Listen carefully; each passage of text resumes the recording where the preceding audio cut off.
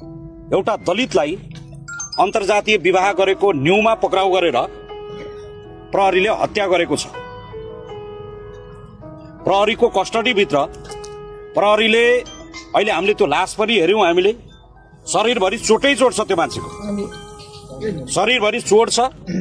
आफैले आफैलाई आत्महत्या गर्दा त्यति धेरै चोट लाग्दैन। हामी जिल्ला प्रशासन कार्यालय सिन्धुलीको गेटमा धर्नामा छौँ। यो भाइको हत्या किन गरिएको, यसलाई पक्राउ किन गरिएको छ, यसलाई मुद्दा कसले हालेको, मारेको कसले हो, कस्टडी भित्र मारेको कि बाहिर मारेको, यसको सत्य तथ्य बाहिर नआउँदासम्म, त्यसमा संलग्न प्रहरी अधिकारीहरूलाई कारबाही नहुँदासम्म, त्यसमा संलग्न रहेका जो कोहीलाई पनि कानुनी कटघरामा नउभाउँदासम्म अहिलेको मितिबाट हामी म लगायत यहाँ धेरै सांसद साथीहरू यहाँ हुनुहुन्छ।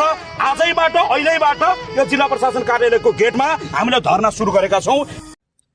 खै हामी दलितमाथि भएको हत्या, हिंसा, बलात्कार, भेदभावको अन्त्य भएको हामीलाई सुरक्षा दिने प्रहरीमाथि त विश्वास छैन भने अब कसको विश्वास गर्ने?